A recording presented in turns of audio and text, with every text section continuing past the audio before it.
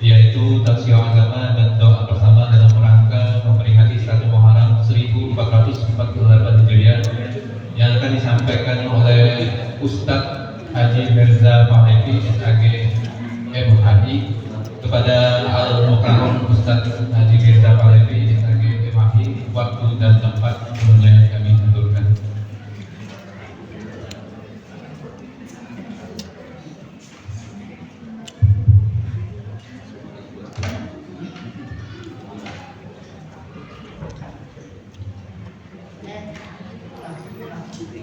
Assalamualaikum warahmatullahi wabarakatuh.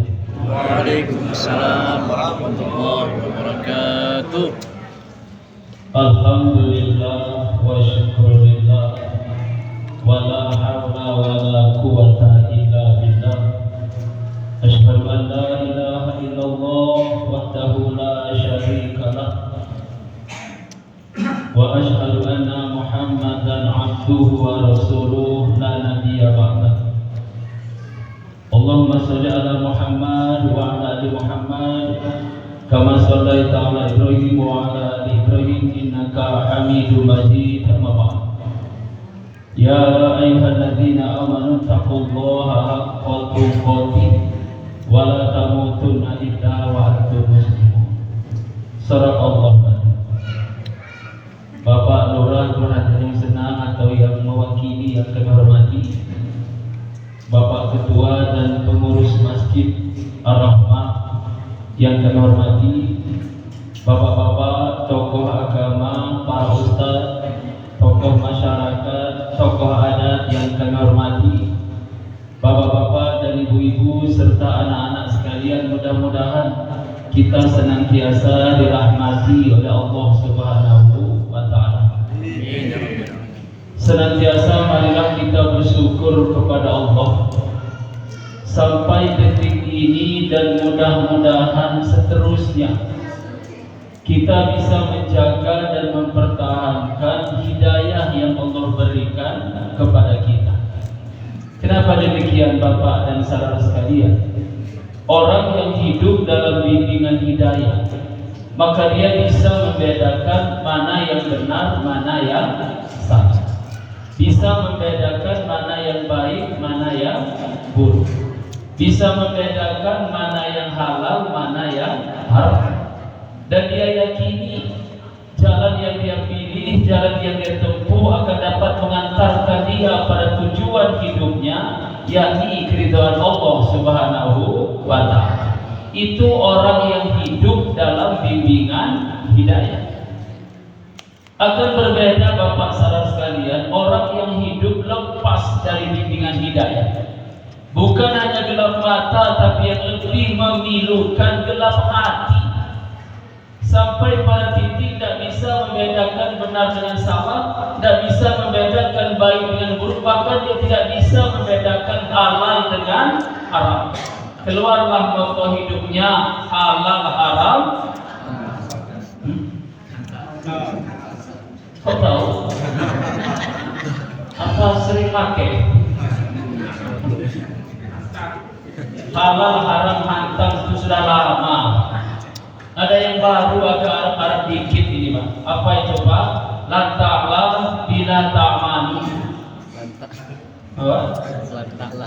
Lantaklah bila ta'manu. Hilang malunya lantak semua. Itulah gelapnya hati orang yang hidup tanpa bimbingan hidayah. Karena maaf Bapak Ibu, pada faktanya orang akan melakukan sesuatu atau tidak melakukan sesuatu, faktor yang paling dominan pengaruhnya hidayah. Saya tidak mengecilkan ilmu, Pak. Maaf. Kita tonton hari ini banyak orang sudah Allah beri ilmu begitu luas, begitu dalam, begitu tinggi, tidak mampu membimbing dia menuju kebenaran. Kenapa? Karena pada akhirnya yang menggerakkan hati untuk berbuat itu bukan segera ilmu, tapi dominan pengaruhnya adalah hidayah. Contoh Ibu, kedengaran Bu? Lapar Ibu ya? Misal Bapak bawa motor sendirian Pak, jam 11 malam bawa motor sendirian, gak pakai jaket, gak pakai helm, sepi, gak ada polisi, hujan, ya sepi pula, hujan pula, ketemu perapatan, lampunya merah, berhenti apa terus? Coba dipikir-pikir, Bu ya, udah buru-buru pulang dari arah Karang ke sana, jam 11 malam bawa motor sendirian, gak pakai jaket, gak pakai helm, sepi, gak ada polisi, hujan pula. Ketemu perapatan, lampunya merah, berarti apa terus?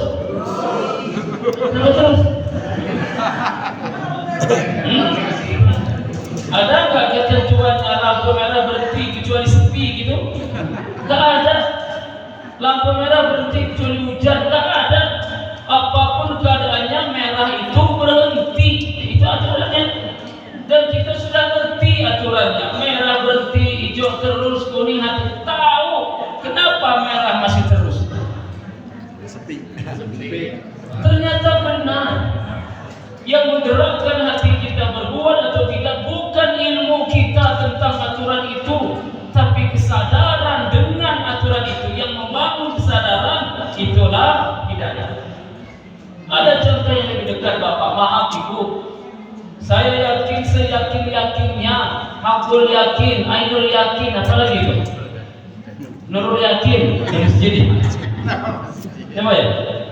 Saya yakin 100% seluruh umat Islam itu tahu yang namanya sholat. Saya yakin 100%. Dari anak kecil sampai maaf yang sudah dewasa bahkan tua, tahu yang namanya sholat. Bacaannya dia hafal, gerakannya dia ngerti. Kalau meninggalkan sholat, dosa masuk mana ini? Sepakat dulu kita. Jangan sampai tidak apa ya. Tahu persis. Kalau meninggalkan satu dosa masuk neraka, tahu persis. Dan kalau pada saat itu, kenapa masih banyak umat Islam yang malas salat? Ternyata benar. Yang menggerakkan kita sholat atau tidak bukan ilmu kita tentang sholat itu, tapi kesadaran kita dengan sholat itu. Lagi-lagi yang membangun kesadaran itulah hidayah. Kedua Bapak sekalian, bersyukur mudah-mudahan sampai kita menghadap Allah nanti kita bisa jaga dan pertahankan hidayah yang Allah berikan kepada kita. Salawat dan salam mudah-mudahan dengan izin Allah tercurah kepada Rasulullah Sallallahu Alaihi Wasallam, keluarga dan para sahabatnya. Kita semua mudah-mudahan atas izin Allah termasuk orang yang berhak mendapatkan syafaat dari Rasulullah Sallallahu Alaihi Wasallam. Bu, Ibu, ya Allah lemasnya kayak orang ini. Bu, itu semangat. Apa guna syafaat, Bu?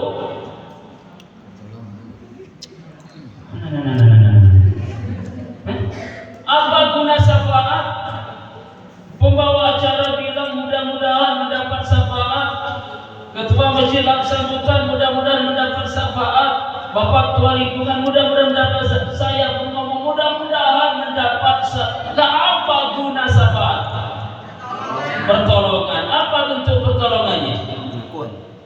Ya begitu apa, nanya-nanya terus jawab aja. Bu, Pak, betul. Salah satu bentuk syafaat, insya Allah kita mendapatkan pertolongan. Apa bentuk pertolongannya? Salah satunya begini. Kalau kita masuk surga, kalau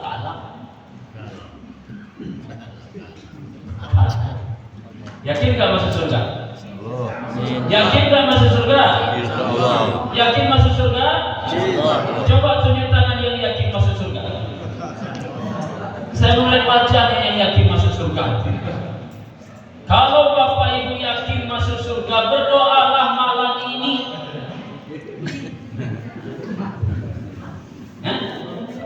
Kalau yakin masuk surga, berdoalah malam ini. Lah ngapain lama-lama di dunia ini Pak, pasti masuk surga? Ya. Kalau kita pasti masuk, nggak usah lama-lama di dunia ini, bila perlu malam ini. Besok pagi langsung masuk surga, enak benar coba? Ya. Kalau memang yakin, tapi begini Bapak saudara sekalian, tentang surga, Pak, tentang surga ya. Saya bukan meragukan, karena tiket masuk surga itu Pak bukan amal soleh, tapi tiket masuk surga itu rahmat Allah tentang surga. Nanti Pak di akhirat nanti ada umat menghadap Nabi Adam alaihissalam. Adam, beri dulu kami syafaat. Apa kata Nabi Adam? Saya tidak bisa. Jangankan nolong kalian, kata Nabi Adam, saya saja masih khawatir dengan nasibku di akhirat. Kenapa? Saya pernah melakukan kesalahan yang bikin saya malu di hadapan Allah. Apa salah Nabi Adam? Memakan apa buah kundi? Buah kuldi, Pak. Ya dilarang. Apa dilarang itu? Ya kuldi gitu. Ya, gini Bapak, Quran gak mungkin vulgar Pak ya. Gini Bu, saya berikan ilustrasi. Kalau Adam dan Hawa tidak memakan buah khuldi, maka tidak ada manusia di muka bumi ini. Jadi apa buah khuldi? Mesti nggak nyambung? Nyambung, Pak. Hah? Nyambung. Mesti nggak nyambung? Pulang aja kalau nggak nyambung. Coba ya. Yang kedua, Adam dan Hawa terlempar dari surga dalam kondisi telanjang, nggak berpakaian, gitu telanjang. Jangan lurus amat lah. Adam dan Hawa terlempar surga dalam kondisi Tidak berpakaian. telanjang itu. Iya. Sekarang saya tanya Bapak, laki-laki dewasa, perempuan dewasa nggak berpakaian ngapain? Masih nggak nyambung juga? Nyambung, Pak. Pulang nggak nyambung. Itu Nabi Adam alaihissalam. Nabi Ibrahim alaihissalam terkenal ikhlasnya, terkenal taatnya, terkenal sabarnya. Bicara surga, apa kata Nabi Ibrahim? Saya pun masih khawatir dengan nasibku di akhirat. Kenapa? Saya pun pernah melakukan kesalahan yang bikin saya malu di hadapan Allah. Apa salah Ibrahim? La ilaha illallah. Bohongin orang tua. Saya kasih jeruk. Apa salah Ibrahim, Pak? Bohongin bapaknya. Nabi Ibrahim melakukan 2 kali kebohongan walaupun dengan alasan yang benar. Apa bohong pertama? Ketika dia menghancurkan berhala. Ditanya masyarakat Ibrahim, siapa yang menghancurkan berhala? Tanya dia yang gede kan. Tukang paknya dari dia. Kalau dia ngaku saya mati dia Ibrahim. Yang kedua tentang istrinya. Siapa Ibrahim perempuan ini? Kalau diakui istri ditangkap, maka ini saudara perempuan. Enggak salah juga. Saudara seiman. 2 kali bohong walaupun dengan alasan dan tujuan yang benar. Ibrahim masih khawatir nasibnya di akhirat. Lah kita berapa kali bohong? Hah? Masih yakin? Nah, mulai ragu. Ya. Nabi Musa pernah membunuh anak kecil bersama Nabi Khidir. Nabi Isa pun demikian, tidak bisa tapi tidak mengungkapkan alasannya. Khalifah Umar bin Khattab radhiyallahu anhu. Umar bin Khattab itu Pak, iblis saja takut Pak. Itu imannya Umar bin Khattab.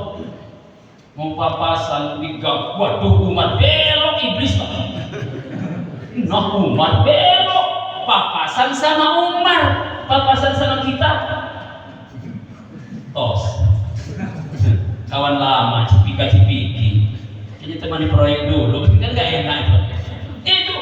Itu Umar bin Khattab. Malaikat saja gentar. Itu Umar bin Khattab. Tapi bicara surga, apa kata Khalifah Umar? Kalaupun seluruh isi bumi masuk surga, seluruh isi bumi masuk surga, tersisa 1 yang nggak masuk surga, saya takut, kata Umar, jangan-jangan yang 1 itu saya. Gimana? Masih yakin? Nah, mulai ragu ini. Coba tentang surga. Sekarang kan mudah benar orang ngomong surga kayak dia punya kaplingan di surga itu. Baca ini surga, baca itu surga. Enak benar masuk surga itu.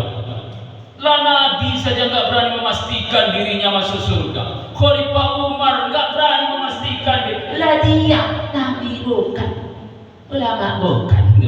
Memastikan diri. Oh tunggu. Bicara soal surga. Bapak saudara sekalian, kembali ke syafaat. Apa fungsi syafaat? Bisa bapak, bisa ibu ya. Kalau ibu dengar? Hah? Sensor. Ini hebat telinga ibu itu nggak ada suara gitu kan? Ya, bisa. Kita wafat sekarang, ya bu ya. Bekal amal yang kita punya menentukan kelas dan fasilitas kita di surga. Ya Pak. Surga punya ada 7 tingkat. Misalnya, kalau kita wafat sekarang ibu masuk surga. Bekal amal yang ibu punya kira-kira surganya kelas berapa? Wih, kelas 2. Pede bener bu. Gak ngaca lu. Ya dia kelas 2 ya. Mudah-mudahan ya masuk ke kelas 2 ya. Amin. Kelas berapa kira-kira itu? Kelas paling bawah. Menghadap malaikat Ridwan. Malaikat, saya masuk surga iya. Cuma kamu paling bawah. Nah kenapa malaikat?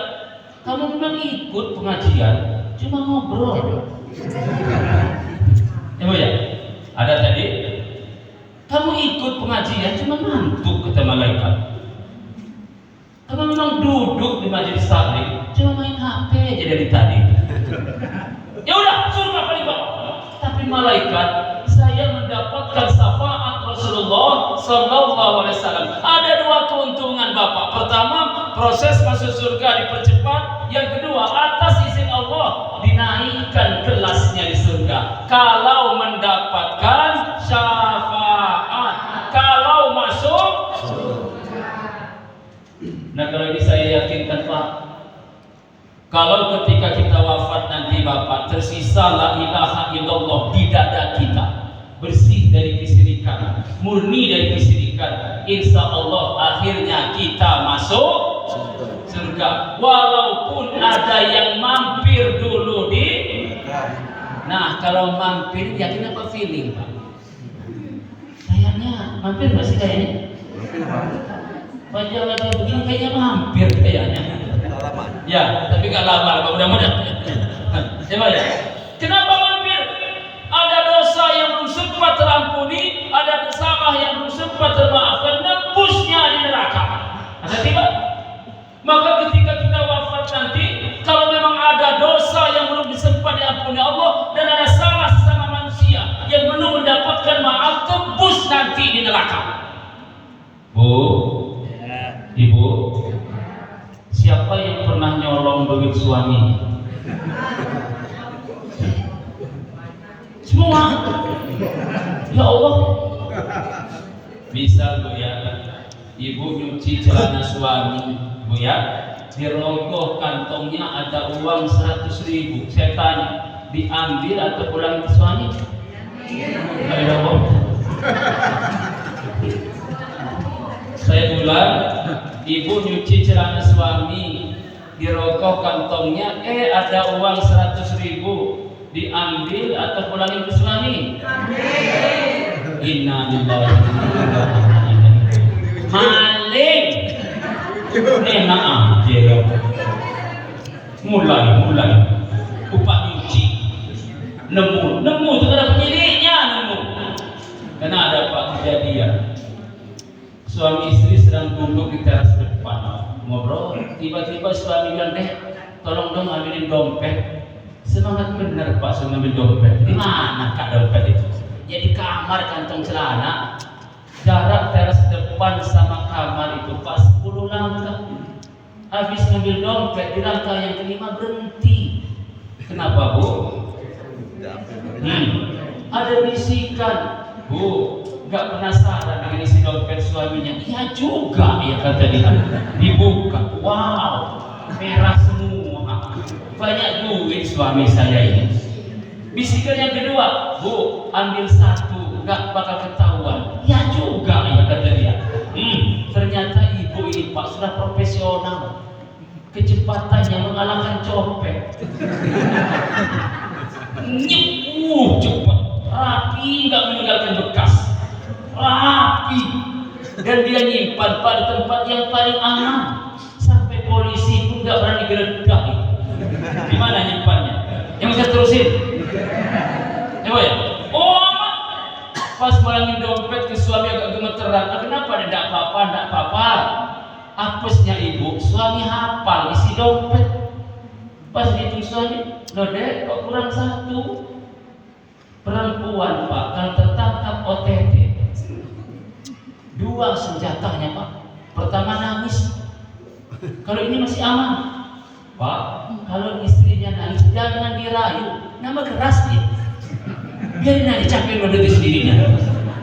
Gak usah dirayu, nama bertingkah, biarin aja. Nanti capek mendetik sendiri.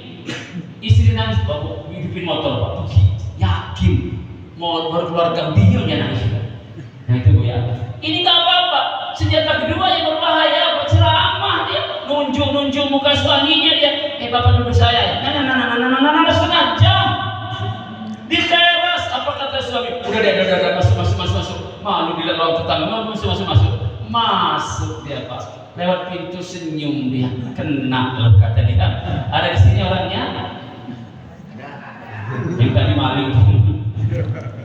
Karena ada dosa yang belum sempat terampuni, tembus neraka, menghadap malaikat maling. Malaikat, kau saya masuk neraka. Lah ini dosa kamu banyak. Tapi malaikat, saya mendapatkan syafaat Rasulullah SAW. 2 keuntungan bapak. Pertama, bentuk siksaan di neraka diperingan. Yang kedua, dapat remisi, pengurangan jatah di neraka. Kalau kita mendapatkan syafaat. Cara mudah mendapatkan syafaat, rajin-rajinlah bersolawat. Dan solawat yang paling mudah, jika disebut nama Muhammad, sambut dengan tapi pastikan bapak ya Muhammad yang kita ceritakan Rasulullah, bukan Muhammad yang lain. Hati-hati juga, usah rajin. Sama-sama berangkat tadi bu, waduh motor dibawa bapaknya, jadi terpaksa ngojek. Sama-sama ngojek itu Mas Muhammad Sallallahu. Jangan pula rajin pula selawat. Enak benar sate tadi malam. Di mana? Ya di perapatan. Baru sate perapatan. Jangan saya siapa? Itu baru satenya Pak D Muhammad Sallallahu. Jangan Pak, yang pastikan yang kita ceritakan Rasulullah Sallallahu Alaihi Wasallam. Bapak salah sekali. Setiap tahun kita memperingati ya tahun baru Islam. Bapak salah sekali. Sikat. Apa yang melatar belakangi Islam harus punya sistem penanggalan sendiri. Almanak lah kalender. Coba. Salah satu gubernur di Basrah, dia menerima surat dari Khalifah Umar bin Khattab, tapi tidak ada tanggal bulannya. Dia susah mengarsipkan, ngebalasnya juga susah, tapi ada tanggalnya. Umar, Khalifah, kapan surat ini terus dikirim? Gak ngerti saya. Mengarsipkan gimana nomornya? Baru nomor, tanggal gak ada, bulan gak ada. Satu, persoalan administrasi. Yang kedua, faktanya ibadah-ibadah dalam Islam banyak yang terikat dengan waktu, terikat dengan tanggal, terikat dengan bulan. Ya, Ramadan, haji, banyak ibadah-ibadah yang terikat dengan tanggal dan bulan. Nah, kata Umar bin Khattab, kalau begini ceritanya, bagaimana kalau kita punya sistem penanggalan sendiri? Dikumpulkanlah sikatnya bahwa majelis syuro. Oke, gimana kalau kita bikin tanggal sendiri, almanak sendiri, kalender sendiri? Setuju seluruh majelis. Tapi mereka beda pendapat. Tanggal 1, bulan 1-nya dari apa? Hitungnya. Ya Pak, ada yang usul gimana kalau dihitung sejak tanggal lahirnya Rasulullah, figur sentral umat Islam, masuk akal. Ya, kalau dari masa ini dihitung dari tanggal lahirnya Isa masih sah-sah saja. Ada yang usul lagi, gimana kalau tanggal 1 itu diukur sudah turunnya Al-Quran, kitab suci, masuk akal juga. Ada yang usul Futuh Mekah, masuk akal juga. Kemenangan umat Islam dan seterusnya. Tapi sahabat paling muda di majelis itu, Ali bin Abi Thalib, dia punya pandangan berbeda. Amirul Mukminin, maaf, saya punya usul gimana kalau awal tahun baru Islam itu dihitung sejak hijrahnya Rasul dari Mekah ke Madinah. Dengan berbagai pertimbangan disetujui oleh Khalifah Umar bin Khattab. dari Mekah ke Madinah. Cuma mereka bingung lagi, bulan pertama ini bulan apa? Utsman bin Affan yang punya usul. Orang Arab itu Pak, secara dari dulu haji itu adalah puncak segala macam bentuk kegiatan. Maka akhir aktivitas itu bulan haji. Maka setelah haji lah kita tetapkan awal tahun baru. Maka kita tetap setelah haji bulan Muharram. Maka 1 Muharram itulah yang ditetapkan sebagai tanggal 1 bulan 1 tahun Islam. Disebut Hijriah karena dihitung sejak hijrahnya Rasul dari Mekah ke Madinah. Beda dengan Masehi Bapak jumlah hari. Kalau Masehi 365, ini 354. Maka kalau lebaran maju 10-11 hari, karena memang beda jumlah hitungannya Pak. Kalau Masehi terpal waktunya, bulan jumlahnya 28 sampai 31. Arab atau Hijriah 29, 30. Maka puasa itu Pak, kalau masih 29, 30 benar. Kalau puasanya 28 salah. Puasa 31 salah. Sepanjang 29, 30 puasa itu benar. Kalau usah kita ribut-ribut. Selasa, Rabu, Kamis, nggak usah. Coba kemarin tuh Rabu apa Kamis lagi ribut. Yang penting masih 29, 30 benar. Udah, saya ribut-ribut di situ. Coba ya. Kenapa? 29, 30. Kalau tahun Masehi hitungnya bumi mengelilingi matahari. Kalau ini bulan mengelilingi bumi dan begitu seterusnya. Sistem perhitungan masing-masing. Dan seterusnya. Kalau Masehi ganti harinya jam 12.00 tengah malam. Kalau Hijriah 6 maghrib. Itu bedanya. Nah, yang kita kaji malam ini Bapak, mengapa Rasul hijrah dari Mekah ke Madinah? Itu Bapak. Ya. Apa nilainya? Mekah itu kampung halaman, keluarganya di situ, usahanya di situ. Kita berat tapi Rasulullah merintah pindah ke Madinah. Kenapa Bapak salah sekali? Karena kajian tidak mungkin hidup Islami di Mekah. Tidak mungkin memberlakukan Islam di Mekah karena Mekah sedang diselimuti kehidupan jahiliyah. Tidak mungkin. Oh, Abu Bakar As-Siddiq pernah suatu saat ingin pergi, belum hijrah, ingin pergi hanya karena ingin leluasa sholat, dia ingin pergi meninggalkan Mekah. Kenapa tidak leluasa? Bagi sholat lempar katai ontak lah macam-macam. Tidak mungkin hidup Islami, tidak mungkin menerapkan Islam di Mekah karena Mekah sedang diselimuti kehidupan jahiliyah. Itu Bapak. Bu, Ibu, udah dapat senyum belum? Udah dimakan belum? Biasanya ibu-ibu juga dimakan loh. Dimasukin tas. Lumayan untuk suami sarapan besok pagi. Ya Allah, panjangnya pikiran. Mak-mak itu memang begitu Pak ya. Ya Bu. Memang ibu-ibu ini paling betah di majelis taklim Pak. Kenapa? Ada 4 strategi ibu masuk majelis taklim. Ini pas benar. Pertama, cari tempat yang bisa nyender. Itu memang strategi itu. Yang kedua, cari tempat yang agak lapang biar bisa selonjor. Ya begitu. Gak apa-apa, Bapak biarin santai. Yang ketiga, cari bestie biar bisa ngobrol enak, pijit-pijitan. Itu bodoh lah yang ceramah, kita pijit-pijitan itu. Ya Bu ya. Yang keempat yang saya takutin Pak, doanya berubah. Orang ngaji itu Rabbi zidni ilma warzuqni. Nah dia beda doanya. Bismillahirrahmanirrahim. Ahya wa bismika. Tidur itu saya takutin Pak. Jangan Bu ya.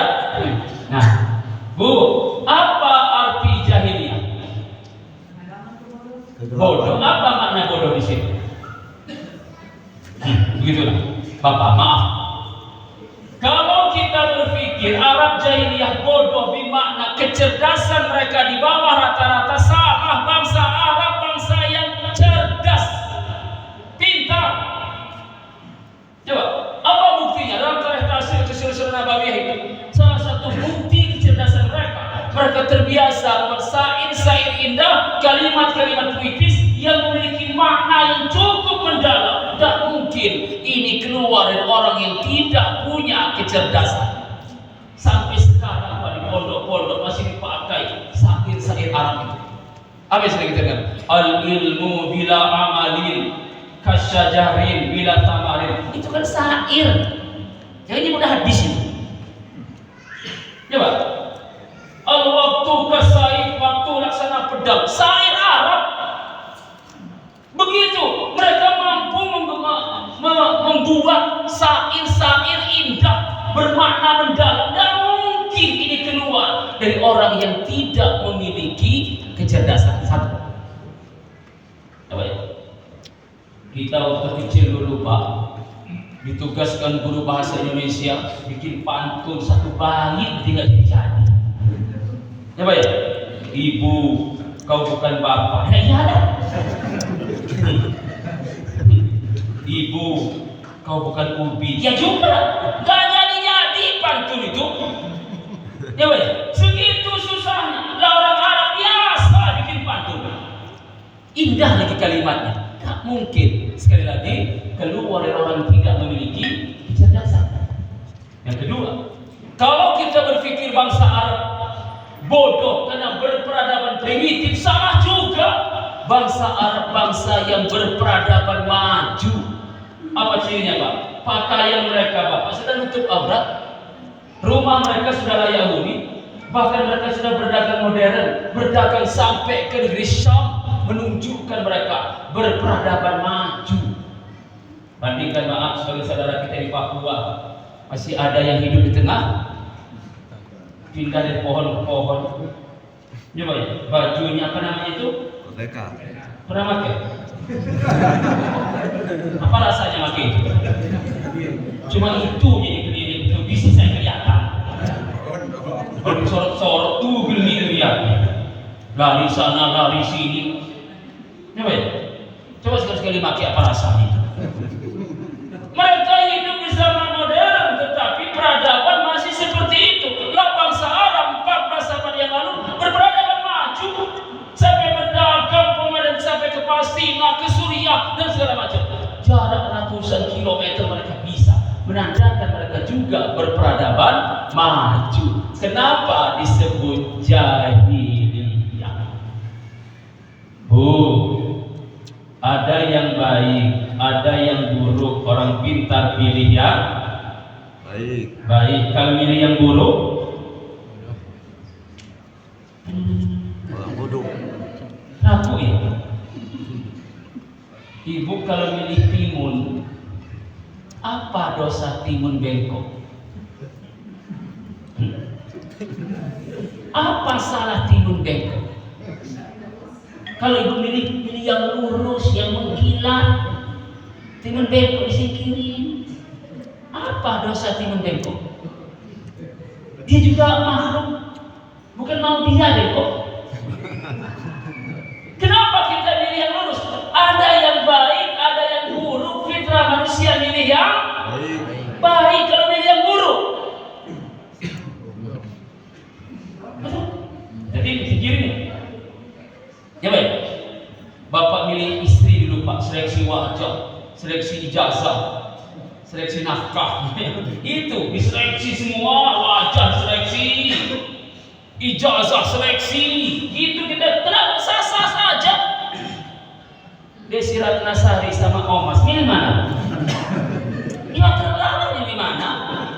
Sah-sah saja. Ada yang baik, ada yang buruk. Orang pintar pilih yang baik. Kalau pilih yang buruk, Bodoh.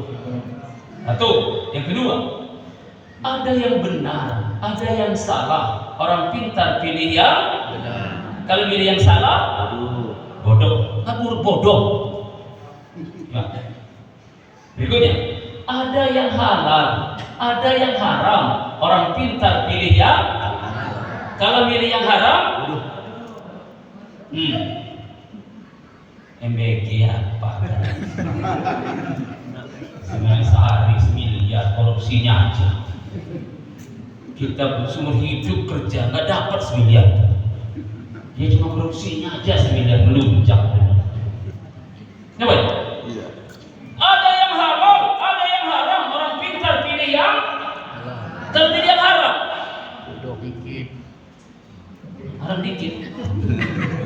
Gimana contohnya Pak? Iya Pak Ustaz, nada bikin nggak apa-apa Pak Ustaz. Nanti juga taubat. Ya Allah enak bener dia. Habis korupsi umroh, kayak ngelondri, enak bener dia. Habis korupsi umroh, habis korupsi, pulang haji, tangkep. Ya Allah enak bener tuh. Enak bener. Rupanya nggak berkah haji ini. Benar-benar bertangkep, nggak umpan rupanya di sana. Mungkin haji itu ingin minta perlindungan, enggak, takut juga pulang. Coba. Ada yang halal, ada yang haram. Orang pintar pilih yang halal, pilih yang haram, bodoh. Selesai Pak. Ada bandrek, ada bodoh. Coba ya. Ada bandrek, ada oplosan. Milih mana? Bandrek yang normal. Milih bandrek. Kadang-kadang sok-sok ini oplosan mati ya. Gimana? Terakhir, ada jalan ke surga, ada jalan ke neraka. Orang pintar pilih kalau pilih neraka, bodoh. Kalau itu makna bodoh, itu makna jahiliyah. Jujur, saya khawatir kita pun berada di zaman. Silakan. Kenapa? Kalau Bapak tarik, maaf Bapak Ibu ya, kita cek apa sih ciri jahiliyah dulu? 1, 2, 3, 4, 5, tarik semua sekarang, ada semua, bahkan lebih parah. Sengaja. Apapun ciri jahiliyah. Misal Bapak pembunuhan Umar bin Khattab sebelum masuk Islam Pak, itu jahiliyahnya jahiliyah, premannya preman. Dia lagi bete, apa bete? Apa sih bete itu? Kesel. Salah satu hiburannya Pak, dia bunuh temennya. Itu Umar, dia ajak temennya jalan ke gunung. Salah satu suruh pamit sama bapak, pamit dia kau pamit, dibunuh. Tapi di sini mau diantarin ke bapaknya. Ini Pak, anak bapak sudah saya bunuh. Dia antarin jenazah. Nah sekarang dibunuh, dimutilasi, taruh koper, lempar ke kali. Mana jahiliyah? Ya, orang-orang dulu membunuh anak kecil, khusus perempuan. Ya, yang dibunuh perempuan, khusus perempuan. Itu pun usia SD 6, 7, 9 tahun masih. Kenapa perempuan itu dianggap cuma jadi beban hidup? Bantu kerja nggak bisa. Perang apa lagi? Gede dikit minta anting, gede dikit minta kalung, gedean nyusahin aja. Emang ya? Udah kerja nggak bisa, banyak tingkah, batin aja. Dibunuh. Mereka membunuh anak khusus perempuan. Itu pun anak usianya SD gitu. Sudah kenal bapaknya, kenal ibunya. Umar bin Khattab Bapak, setiap salam ke kanan senyum, ingat dia masuk Islam. Salam ke kiri nangis, ingat wajah anaknya yang kubur hidup-hidup. Itu lah sekarang masih dalam perut dibunuh,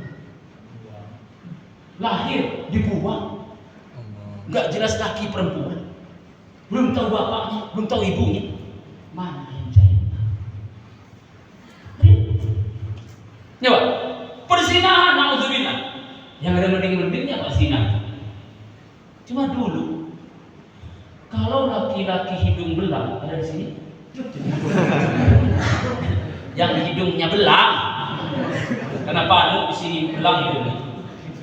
Ya, laki-laki hidung belang mau cari jajanan luar rumah, dia cari wanita pezina, dan wanita pezina itu Bapak, dia pasang tanda di depan rumahnya, ada kode. Yang senanya juga kodenya apa? Bilang Bapak pengalaman di awas. Ya, pasang tanda. Jadi laki-laki yang hidungnya belang itu jalan, nah rumahnya ada tandanya, berarti perempuan di rumahnya terima tamu. Selesai, ketok pintu, buka, masuk, selesai, kalian tahu. Itu dulu. Dan sekarang di mana saja, kapan saja, dengan siapa saja. Mana yang jahiliyah? Coba, ada berita, Masya Allah, merinding saya. 3 laki-laki ini mestinya melindungi, bahkan mempertaruhkan nyawanya, melindungi kehormatan perempuan ini. Siapa tiga laki-laki itu, Pak? Kakeknya, bapaknya, kakaknya. Tiga laki-laki justru menggilir anak gadis itu. Mana jahiliyah sekarang? Ya, Pak.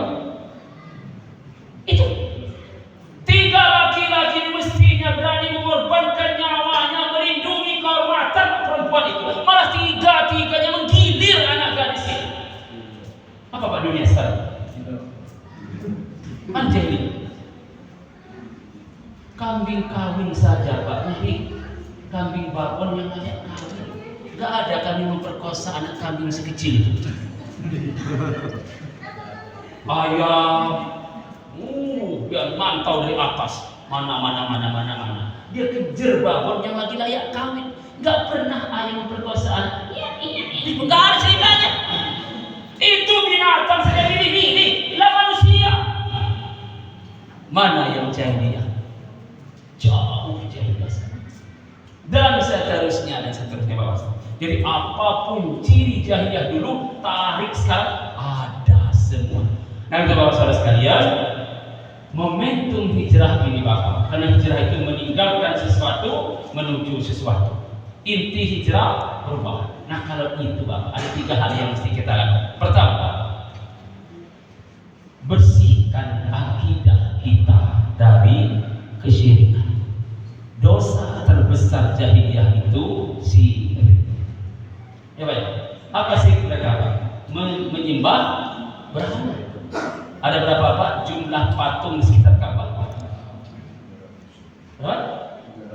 360, maaf, persis anggota DPR Orde Baru. 360. Dulu. Sekarang kan nambah 200. Nambah Pak ya? Iya. 360 patung, ketuanya 3, kata Uzamana. Kita kolkan PT sama sih. Enggak dua.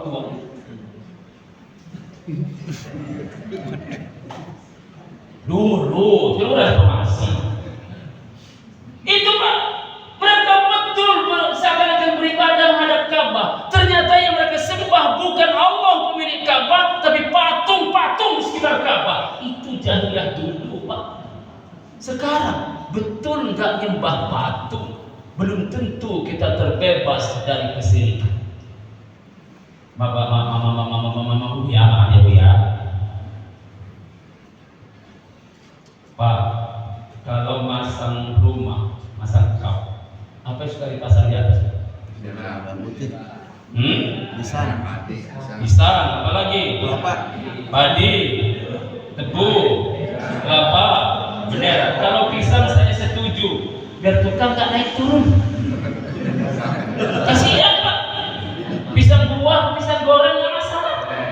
Coba ya, rebus, airnya rebus galon taruh di atas. Kasihan yang minum turun lagi, kasihan.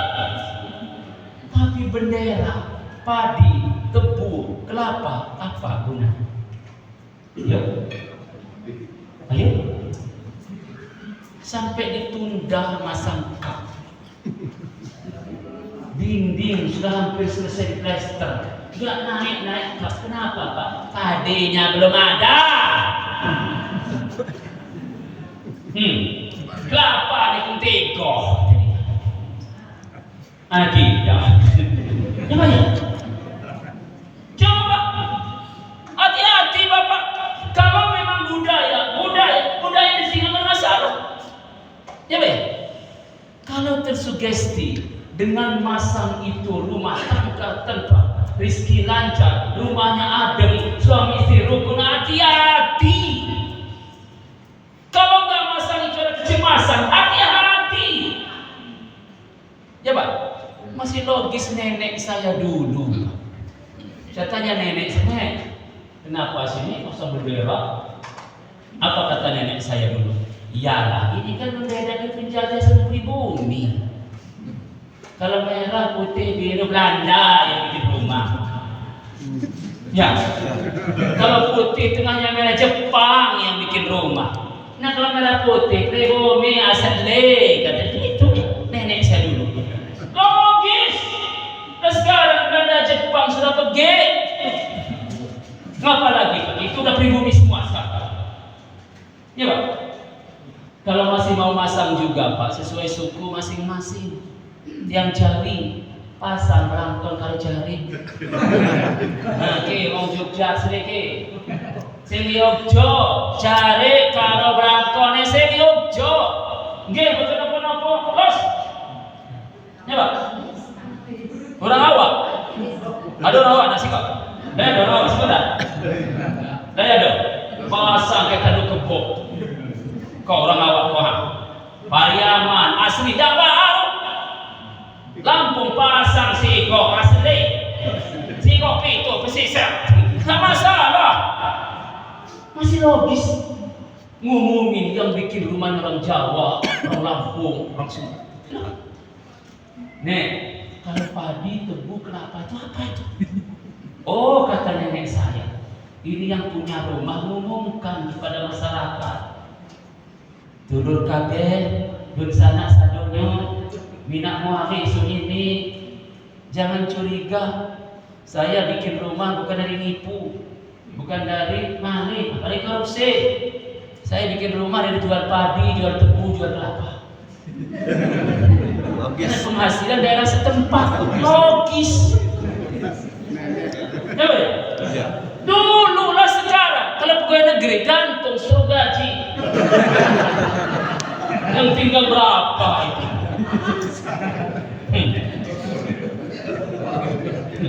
Coba ya, tinggal 500.000, 15 tahun, gak masalah. Coba ya. Ada tetangga bikin rumah, woi Pak Mirza, kenapa? Udah habis 2M. Saya kira standar rumah biasa 2M. Saya kira 2 miliar, 2 kali minjem. Bisa? Ya, tukang pecel, gantung, ulekan, gantung. Kalau tukang beca, tukang becanya nggak beca lagi dia nanti. Lah masih logis Bapak. Coba direnung-renung nasi. Jangan sampai hal-hal yang seperti itu bahaya di kita. Sholat subuh di masjid, 5 langkah keluar masjid, burung bunyinya. Siapa yang mau mati? Apa lagi? Burung lewat. Kalau Israel yang lewat, wajar. Israel wajar mikir sampai mati. Burung.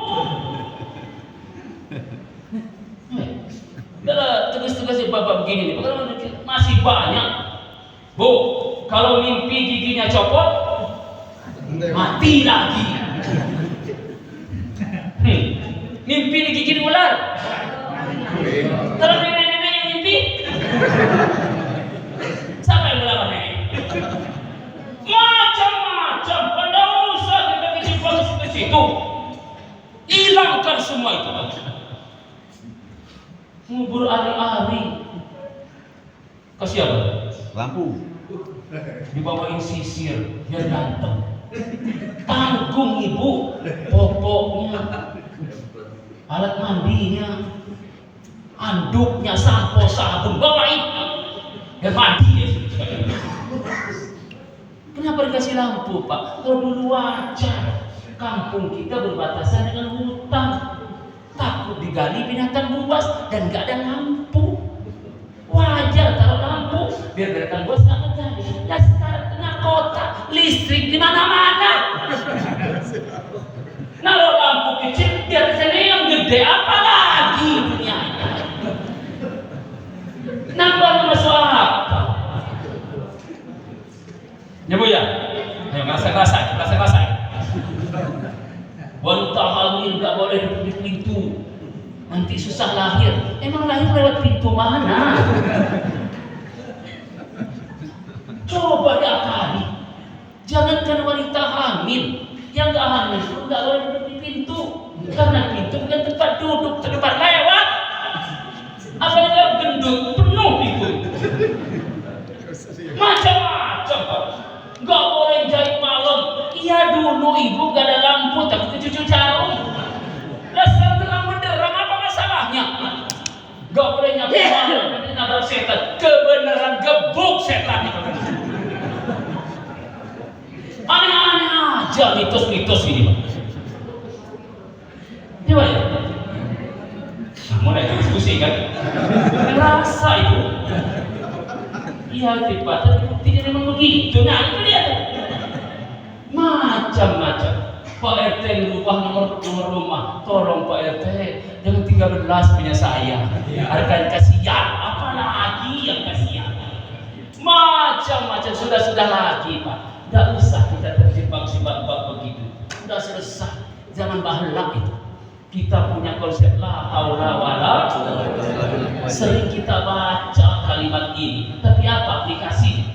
Segala kebaikan, keburukan, kemalangan, keberuntungan, semua atas izin Allah. Daun kering saja tidak akan jatuh kalau tidak karena kehendak Allah. Kenapa sampai nasib kita dipengaruhi oleh burung terbang, burung bunyi? Apalagi Bapak, maaf. Ada yang pakai cincin di sini. Ya nggak masalah, dia nggak mau berbalik biasa saja. Masih dicoba sih, pengaul saya biasa ya. Coba ya. Ya, cincin itu mubah saja Pak hukumnya. Hukum asalnya mubah. Silakan senang pakai cincin, senang keindahan. Laki-laki memang itu dapat. Kalau perempuan macam-macam pakai cincin itulah sama jam. Silakan. Tapi jangan kayak teman saya, Pak. Dia berangkat kantor 100 meter lagi sampai kantor, pulang lagi. Kenapa Pak? Cincin lupa. Kenapa Pak kalau nggak pakai cincin? Oh, kalau nggak pakai cincin itu mati hidup. Mati hidup. Kalau nggak pakai cincin itu Pak hilang wibawa. Wis. Kalau nggak pakai cincin, wis percaya diri habis. Kalau pakai cincin, nah kalau pakai cincin tuh Pak, ide cemerlang keluar, canggih otak saya, wibawa saya, anak buah tuh tunduk semua, nurut. Kalau pakai cincin, percaya diri, jangankan ngomong depan bapak-bapak, depan gubernur lancar saya. Kalau pakai seret selesai. Ada lagi, ya. Maaf Bapak, kalaulah ada batu yang mulia di muka bumi ini Pak, kalaulah ada, tidak ada yang melebihi Hajarul Aswad di pintu Ka'bah. Ini ada yang baru pulang dari haji ya? Ada gitu Pak, jebakan harus di situ. Sebagian sumber mengatakan Hajarul Aswad itu batu dari surga. Kalaulah ada batu yang istimewa di muka bumi ini, tidak ada yang melebihi Hajarul Aswad di pintu Ka'bah itu. Yuk kita berkaca pada Khalifah Umar bin Khattab radhiyallahu anhu. Apa kata Khalifah Umar? Sebelum dia mencium batu hitam, dia ngomong, batu, kamu di batu, batu ya batu. Kalau bukan karena saya pernah melihat Muhammad Nabi Allah mencium, tak mau senyum, ngapain? Coba, Umar bin Khattab mencium batu hitam itu bukan karena batunya, tapi karena itu sunnah Rasulullah Sallallahu Alaihi Wasallam. Tipis Bapak, tipis. Ya, terima maaf nih Pak Haji. Banyak jamaah umroh, jamaahnya pulang. Salah satu cerita kebanggaannya bisa mencium. Didramatisir cerita. Wih Pak Ustaz, waktu saya pertama desek-desekan, upaya tiba-tiba malaikat nendang saya. Ya Allah kami, kalau kamu udah kerjaan malaikat itu, nendang-nendang Bapak. Ngomong 3 kali dinempel Pak Ustaz, kasih pesek juga. Macam tidak usah Bapak. Kalaupun kita mendapatkan keberkahan bukan dari batunya, tapi karena mendapat berkah menunaikan sunnah Rasulullah Sallallahu Alaihi Wasallam. Tidak usah dibuat rumah. Coba. Apalagi Bapak, maaf, ada masyarakat kita yang masih percaya orang-orang tertentu bisa melakukan sesuatu melampaui batas kemampuan manusia. Sebutlah paranormal, sebutlah orang pintar. apalagi supranatural, supra X, supra B, ini motor ya. Ada lagi nama keren, penasehat spiritual. Nama aslinya dukun. Udah, nggak usah kita ditipu-tipu di TV itu. Ya, kami nggak pakai dukun Pak Ustadz, cuma paranormal. Kami nggak pakai dukun, cuma orang pintar. Kita ngibul. Udah lagi. Mau paranormal, supranatural, orang pintar, penasihat, nama aslinya dukun. Selesai. Udah. Pakai jubah, pakai sorban ramal, dukun. Dah. Kita pernah Pak korban waktu Kemili kena gempa. Iya. Ada dulu siapa? Loren. Siapa? Siapa? Mama. Emang pernah jadi istri bapak lo? Soal mama. Manggil mak di rumah aja empuk. Manggil mak orang mama. Loreng aja mama. Apa kata si Loreng? Kemili mau jadi danau, pucat orang Kemili. Ramayana mau rubuh, mau gempa jam 2, macam-macam fatwa si Loreng. Tak satu pun kejadian. Kadung umat Islam mulai cemas di pada Lampung ini. Pertandakan apa? La haula wala quwwata. Ya baik, macam-macam bentuk. Hati-hati Bapak ya. Ini yang saya katakan, belum tentu kendati pun kita tidak menyembah berhala, belum tentu kita bebas dari kesyirikan. Ada lagi Pak yang agak ngeri saya. Berlebihan dengan orang soleh. Hati Pak ya, jadi bisa di lingkungan kita ini ada orang soleh, betul-betul soleh. Akidahnya, ibadahnya, akhlaknya, ilmunya, sebutlah Pak soleh. Ada nama soleh enggak? Enggak ya? Takut ini sudah mati solehnya ini. Sebutlah Pak soleh, betul-betul soleh.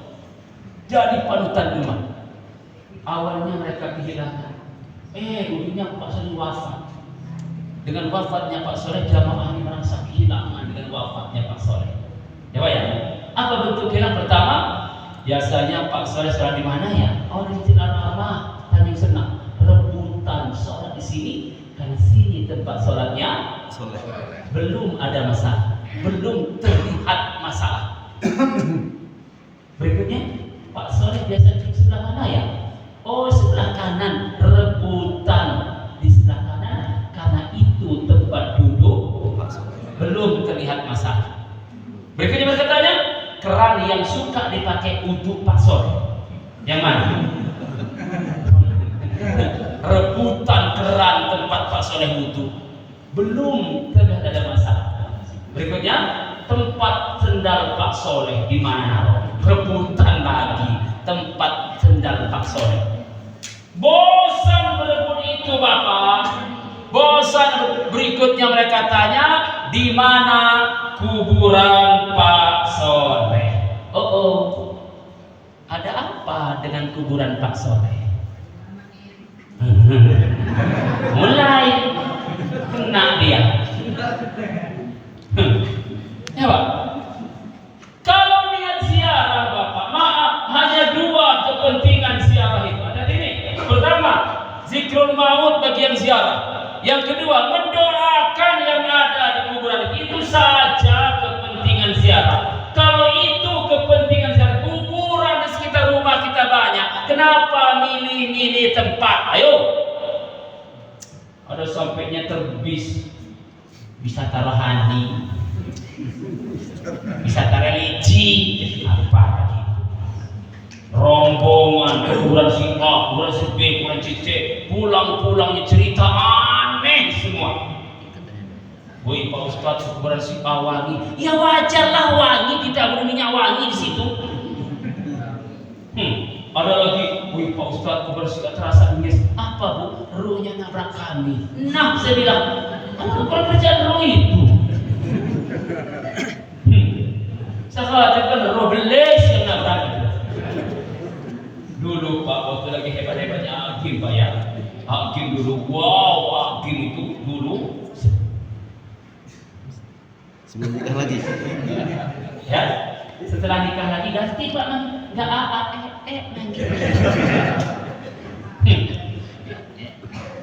Ada ibu-ibu sampai ke rumah saya itu cerita karena mereka wisatanya ke pondok Darut Tauhid Al-Agim. Pulang-pulang cerita, Pak Ustaz, ternyata salah satu pintu pondok Al-Agim itu tembus Mekah.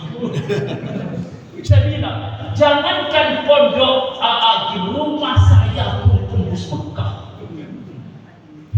Coba Pak, saya keluar ibu dari rumah saya naik angkot Raja Basah. Dari Raja Basah ke Beranti, dari Beranti ke Jakarta tembus, nggak gitu Pak, nggak mau saya lihat. Ya tahu saya aneh, saya bilang begitulah Bapak, hati-hati.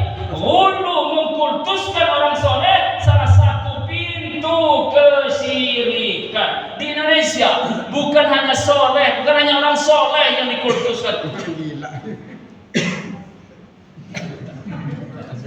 Apa? Jangankan orang soleh. Dengar? Ya, orang soleh, orang salah pun dikultuskan, gila pun dikultuskan. Kuburan sekelilingnya tanahnya, ya Allah kali. Coba tadi tuh. Ini namanya. Masih terus? Masih sore? Mati jam Bapak.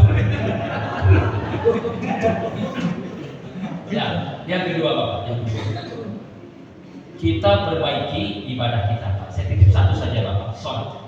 Ibu, masih kedengeran Bu? Rukun Islam ada berapa Bu? Satu? Sadar. Dua? Tiga? Puasa. Empat? Lima?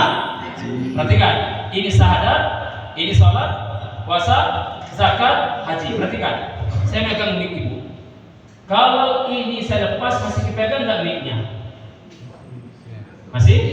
Masih. Ini saya lepas, masih dipegang nggak mic-nya? Ini saya lepas, masih dipegang nggak mic-nya? Kalau ini saya lepas, perhatikan itu.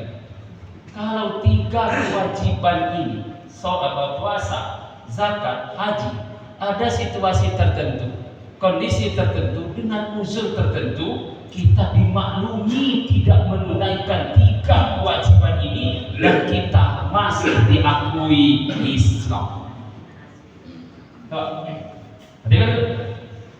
Ya, tiga kewajiban ini, kondisi tertentu, situasi tertentu, dengan uzur tertentu, gugur kewajiban dan kita masih diakui Islam. Contoh puasa. Puasa karena maaf ada penyakit tertentu atau karena apa? Ibu mau jelasin? Gak kuat puasa apa kata? Ya sudah nggak usah puasa kata Allah. Cukup bayar fidyah. Gugur masih Islam. Nah, zakat terikat nisab dan haul. Kalau penghasilan kita tidak mencapai nisab dan haul, gugur kewajiban zakat. Cukup infak sedekah semampunya. Masih Islam. Ya, haji, man istata'a ilaihi sabila. Haji itu kalau mampu, tidak mampu, gugur kewajiban haji. Apa pengganti haji? Apa pengganti haji?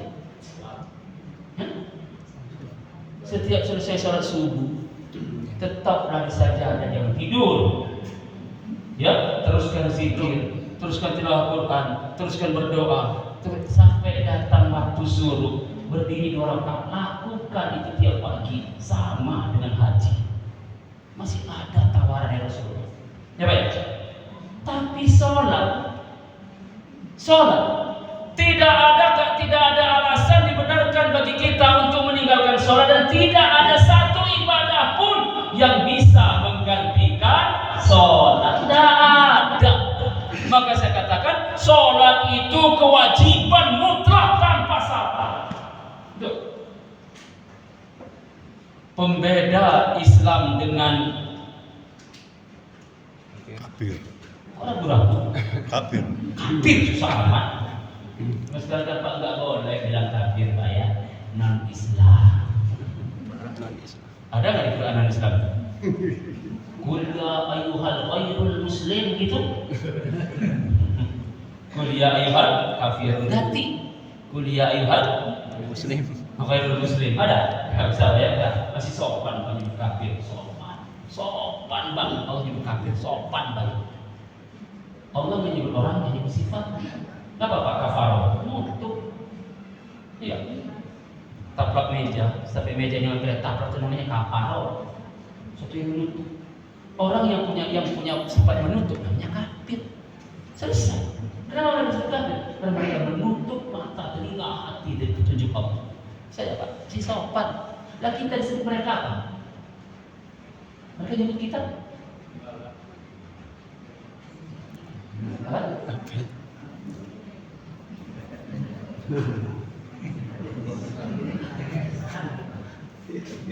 Sudah jelas.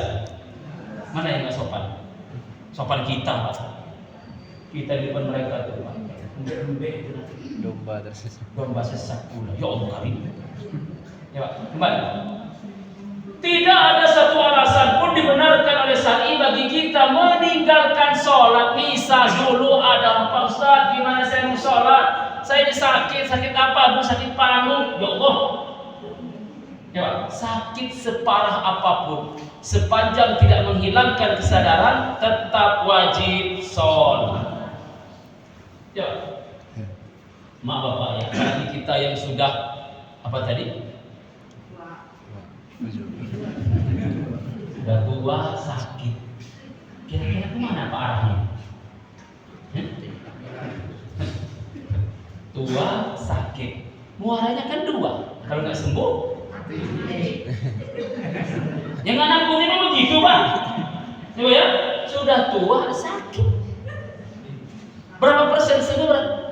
Mestinya Bapak kalau kita kondisi sakit itu rajin-rajinlah beramal, rajin-rajin beribadah, sholat, tilawah, zikir. Siapa tahu mati. Los lah, sama tegas-tegasan aja Pak. Ini udah tua sakit, udah sholat. Gimana coba? Gimana? Kalau karena sakit ibu, apa kata Rasulullah? Sallu qaiman fa in lam tastati fa qaidan saja. Sholat itu berdiri, nggak sanggup? Duduk, nggak sanggup? Miring kanan, nggak sanggup? Terlentang, cukup dengan isyarat. Mata bayangkan gerakan sholat dan hati baca bacaan sholat. Nggak sanggup? Umumkan di masjid. Bukan itu pengumumannya Pak. Bapak, ibu-ibu, tadi pagi kami silaturahmi ke rumah Bapak Fulan. Ternyata Bapak Fulan itu sudah tidak bisa sholat lagi, jadi butuh di alasan aja. Kalau alasan sakit. Yang kedua, saya ini sibuk Pak Ustaz, ini agenda saya dari pagi sampai malam. Saya ini wanita karier. Sakit karier. Jam 8 meeting, jam 10 meeting, jam 12 meeting, tak selesai. Saking sibuknya aktivitas, nih agenda saya penuh, gak sempat sholat. Apa kata Quran Pak? Inna sholata kanat alal mu'minina kitaban mawquta. Sesungguhnya sholat itu kewajiban tiap-tiap mukmin yang sudah Allah atur waktunya. Mak Bapak, yuk Ibu kita lihat mana waktu sholat yang mengganggu aktivitas. Justru hidup kita akan teratur kalau mengikuti jadwal sholat. Orang Jepang saja Pak, ngikuti jadwal sholat yang langsung, mengatur waktunya. Masya Allah, mereka tiru, mereka cari rahasia 5 waktu sholat itu. Masya Allah, tepat Bapak. 5 waktu tepat pergantian matahari dari tenggelam terbit subuh, tergelincir zuhur, ya Pak, menuju dan seterusnya.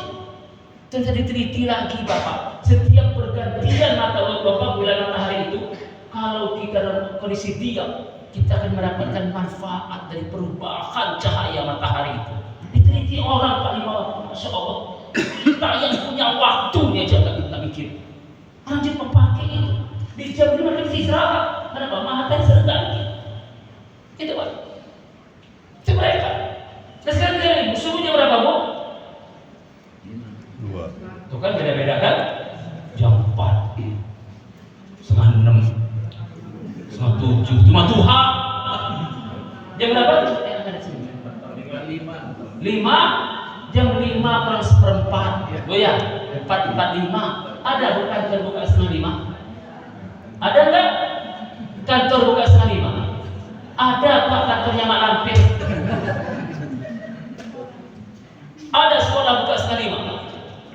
Sekolah di Grandong. Itu Pak. Subuh. Kalau alasan dari subuh kita cari rezeki, logika sederhana Bapak. Kita mencari rezeki merupakan zat yang membagikan rezeki, tak masuk akal. Maka kata Allah, sebelum kamu cari rezeki, ngadep saya dulu. Saya yang membagikan rezeki. Yuk meminta maaf. Kira-kira begitu. Ini mah enggak.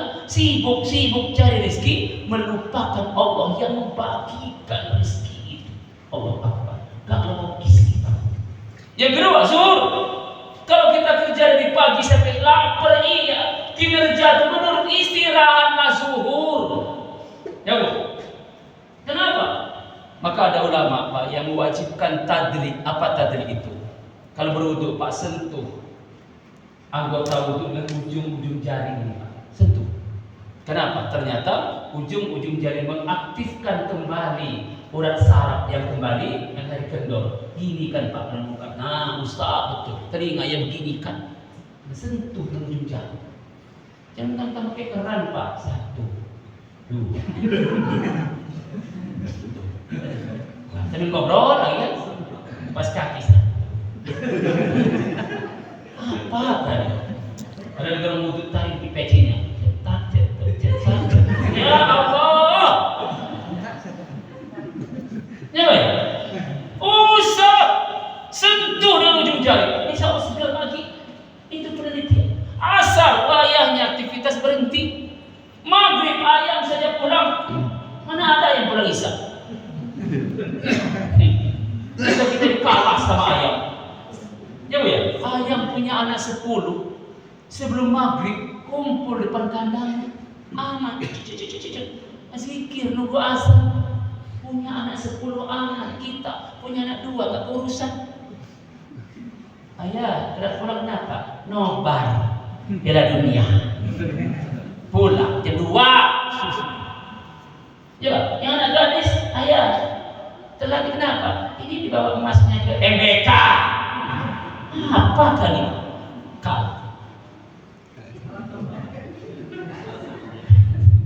Iya, bapak juga sih sayang ayam ketimbang anak. Ayam nggak pulang maghrib, bawa senter kadang-kadang tetangga periksain. Mana jabok saya? Mana jabok saya? Anak nggak pulang? Sayang mana ayam sama anak? Ya. Isa wayahnya anggap apa? Aktivitas berhenti selesai. Mana ada. Justru hidup kita teratur kalau mengikuti jadwal sholat. Maka kadang-kadang Bapak, kadang-kadang ada orang ngajak makan setengah 12 siang, deg-degan saya Pak. Iya kalau mau makan Padang, duduk break di depan rumah makan ada masjid, enak. Makan 15 menit, keburu. Lah ini masuk rumah makan yang goreng dulu, ikannya masih hidup kelihatan. Nyawa ya? Goreng dulu, bakar dulu. Pas dihidangkan azan. Keluarlah kalimat yang sok bijak itu. Apa kira-kira? Daripada sholat ingat makan, lebih baik makan ingat sok-sokan. Dan ada lagi sok bijak, sok alim. Daripada kita sholat ingat makan, kita makan ingat sok-sokan. Ada lagi pimpin rapat dia. Terkala asal bapak-bapak berhubung azan, seharapan kita sekop, diam, khusyuk dia kalau dengerin azan itu, khusyuk. selesai azan dia pula yang mimpin baca doa. Allahumma alim. Selesai baca doa. Bapak-bapak, berhubung azan sudah selesai, rapat kita nah setelah sebelah satu. Bukan skor azan, bukan skor sholat. Ya Pak? Ini aneh-aneh kadang-kadang. Apalagi Bapak salah sekali dan seterusnya. Maka tidak ada alasan. Yang boleh nggak sholat ibu, pertama anak kecil.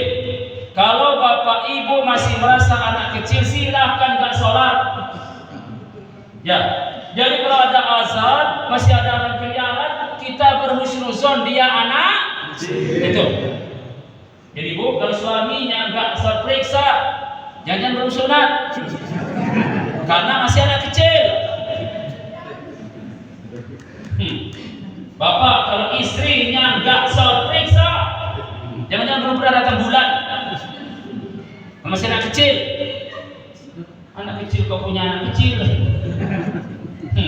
Yang kedua, yang boleh nggak sholat orang atau merasa nggak apa-apa bu? Kenapa bu? Itu kan gila, nggak masalah, aman juga kita mikirin. Ya Pak ya.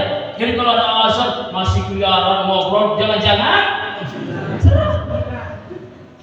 tegas saja Pak. Yang ketiga kafir. Kalau merasa nggak apa-apa juga. Kenapa Pak? Buat kafir, nggak masalah, selesai.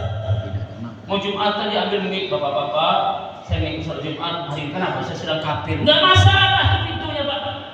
Keluar. Di luar ini nggak ada alasan kita untuk tidak, khusus bapak-bapak. Ada bapak-bapak di sini? Kalau saya lihat ya.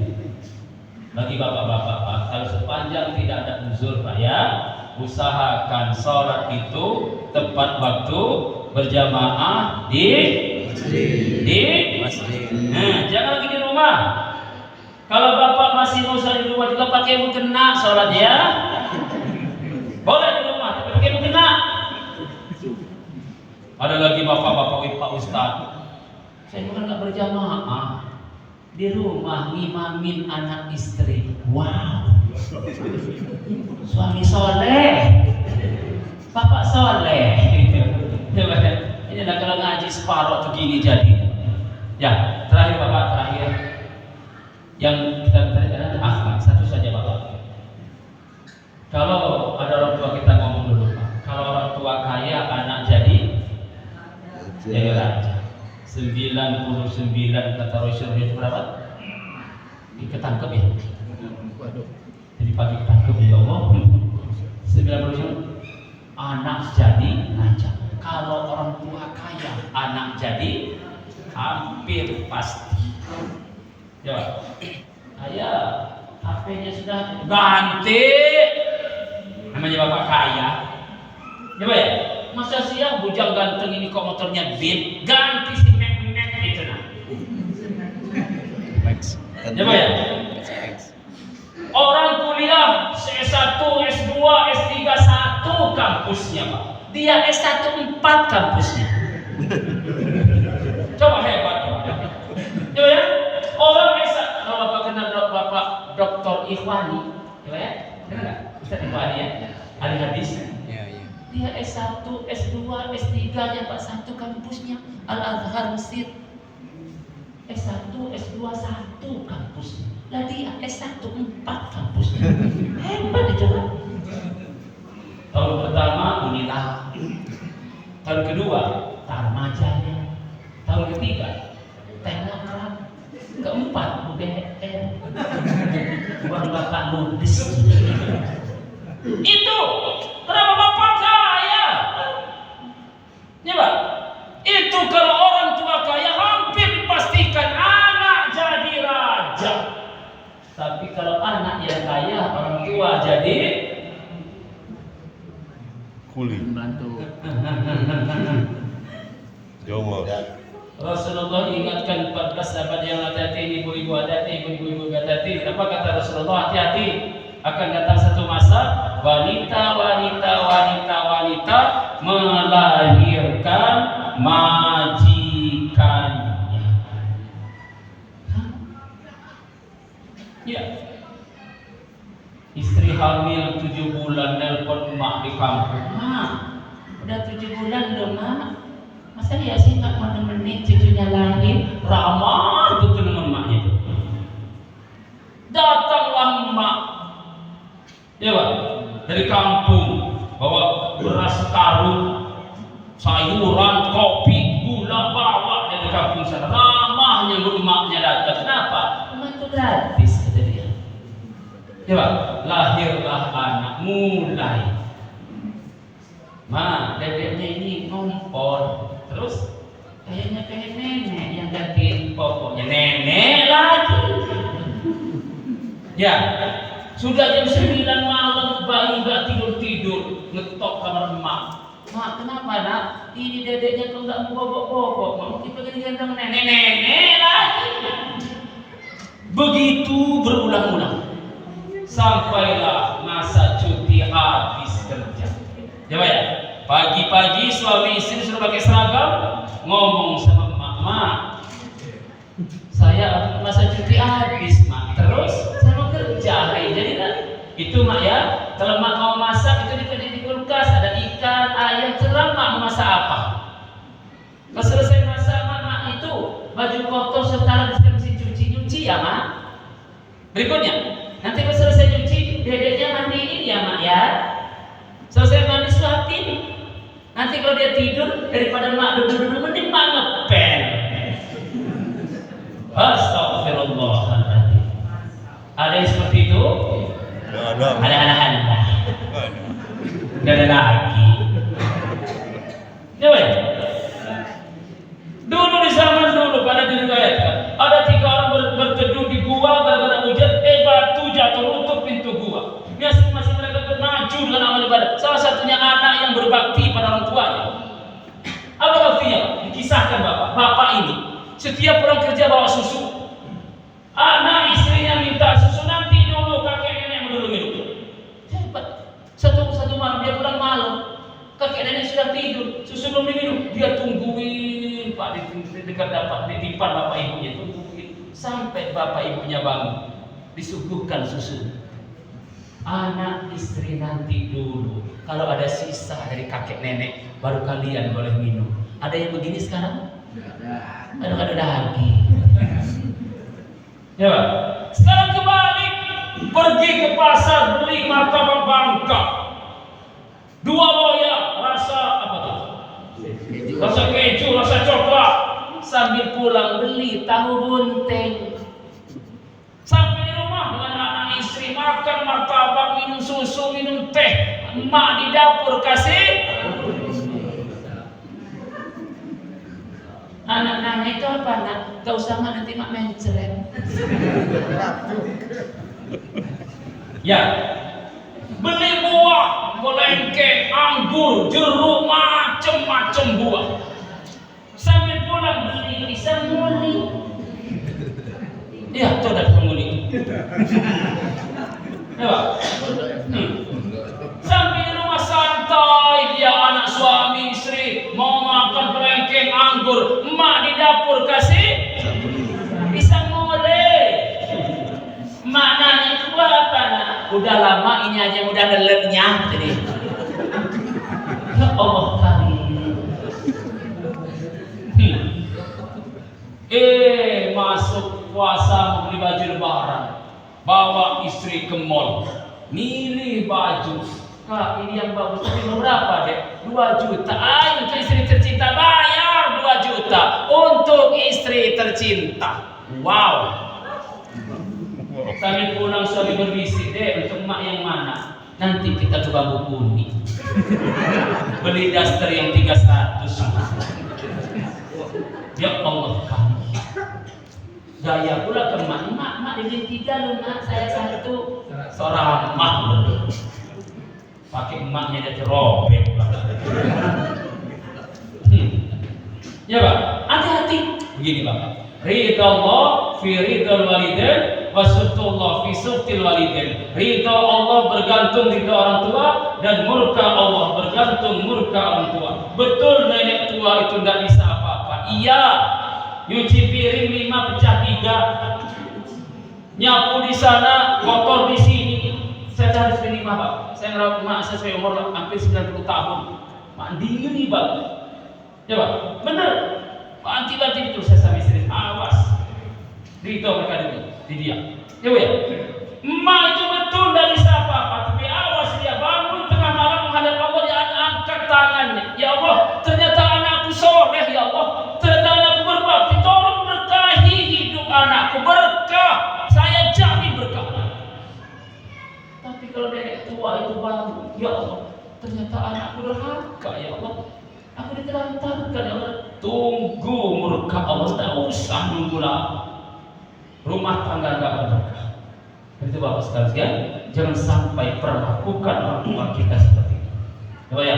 Kenapa? Maka Bapak Ibu gak usah keliling-keliling dunia mencari pintu surga. Ada pintu surga di rumahmu. Itulah orang tua. Sibuk cari-cari di mana pintu surga di sana. Tidak usah. Selagi ada ayah ibu di rumah, itulah pintu surga terdekat yang kita punya. Tidak usah keliling-keliling dunia nyari pintu surga. Kalau kita menjadikan ayah dan ibu kita seperti raja dan ratu, Allah beri kita rezeki layaknya rezeki raja dan ratu. Tapi kalau bapak ibu menjadikan ayah ibu seperti pembantu, maka derajat enggak lebih mulia dari pembantu itu. Ini bapak saudara sekalian, tadi saya bilang risma. Zaman sekarang ini orang tua Allah bukan di masa tuanya menikmati hasil ketujuan beban tambah banyak. Dia ngurusin anaknya dulu, sekarang cucunya dia juga yang ngurusin. Dari 5 anak titipin dia semua lagi. Coba ya, yang sampai ayat itu muliakan orang tua kita, insya Allah kita dimuliakan oleh Allah. Itu dapat saya. Momentum kita, mari kita perbaiki akidah kita, perbaiki ibadah kita, dan perbaiki akhlak kita. Mudah-mudahan Allah berikan kehidupan yang lebih baik di masa yang akan datang. Mari kita tutup ini dengan termasuk bermunajat, berdoa kita kepada Allah Subhanahu wa taala. A'udzubillahi minasyaitonir rajim. Bismillahirrahmanirrahim. Alhamdulillahirabbil alamin hamdan na'imin hamdan syakirin hamdan yu'affi ni'amahu wa yukafi masidah. Ya Rabbana alhamdu kami wa jalali wa zikr kalim wa sultan. Allahumma shalli ala Muhammad wa ala Muhammad kama shallaita ala Ibrahim wa ala Ibrahim innaka Hamidum Majid.